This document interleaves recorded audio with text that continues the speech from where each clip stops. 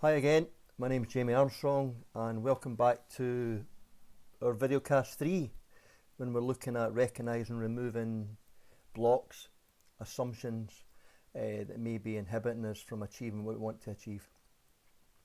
In the last videocast we looked at identifying and recognising assumptions, and as a reminder, assumptions come in two areas. They either empower us, ignite our energy, allow us to achieve what we want to achieve, which we want more of in our life, or they inhibit us, they hold us back, they limit our potential, they limit what we can do.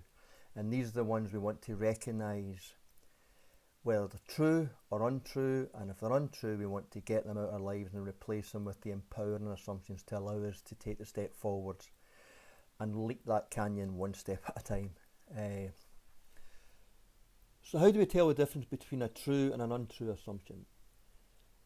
In thinking environment work, we use what we call the criteria. The criteria is a very straightforward filter system. It looks at logic and information. So we put the assumption through the filter and it allows us to identify whether the assumption is true, possibly true, or untrue.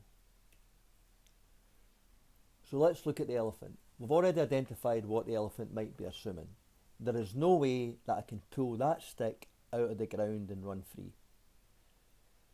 So if we apply the criteria of logic and information to help us decide whether it's a true, possibly true, or untrue assumption.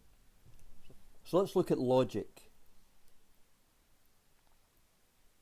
Let's look at the different weights between a fully grown animal, the elephant, which is approximately 5.5 tonnes, which is 5,500 kilograms, versus a stick, which is 5 kilograms. Is it logical that the elephant cannot move away from the stick if it's 1,000 times heavier? So when we look at logic, we look at A equals B, things that are inexorably linked. So, for example, if in this occasion, is it a logical assumption? No. Why?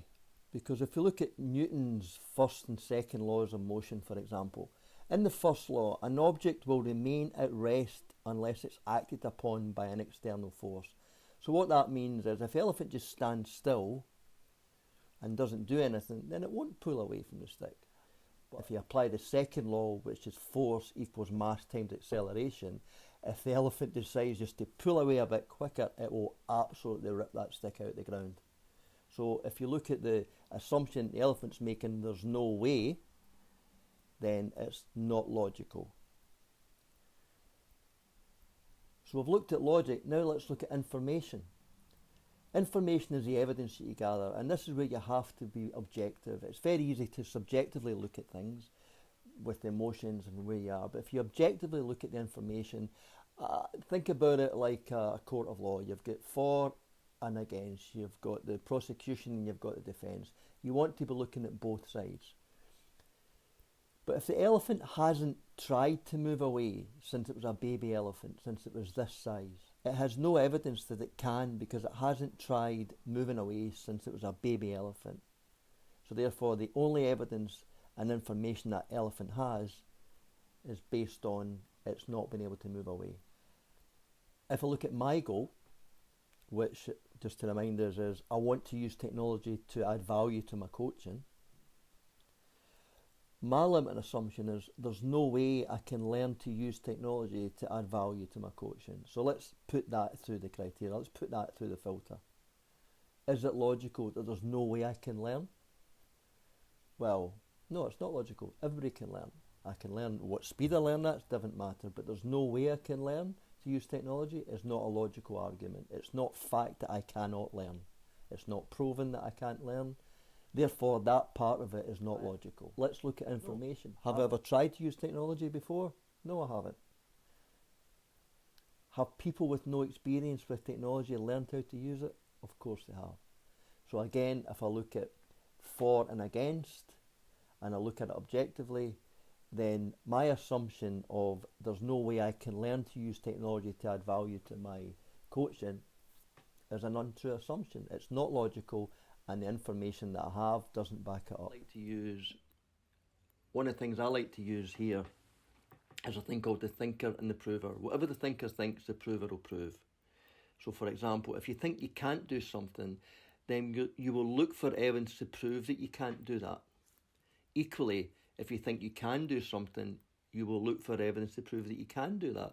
So when we're looking at the information side of the criteria, it's really important that we look at both sides of the argument. One of the quotes that sticks in my mind is from Henry Ford. Whether you think you can or you can't, you're right. So remember, when you look at information, remember the thinker and the prover. As a recap, when we're looking at criteria, we're looking at logic and information. When we're looking at logic, is it A equals B? Is it fact? Is it proven fact? When we're looking at information, are we looking at both sides? Are we looking at the for and against arguments?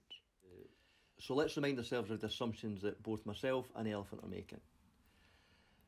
Elephant, there's no way that I can pull away from that stick and run free. Based on logic and information, is this assumption true? No, it's not true. It's not logical and the information doesn't back it up. Looking at myself, there's no way I can learn to use technology to add value to my coaching. Based on logic and information, is this true? No, it's not true. So both the elephant and myself are sitting with untrue, limited assumptions, which are balls and chains round our ankles, preventing us to achieve what we want to achieve. Thank you. I look forward to talking to you in part 4 of how to replace the limiting assumptions now we've identified them.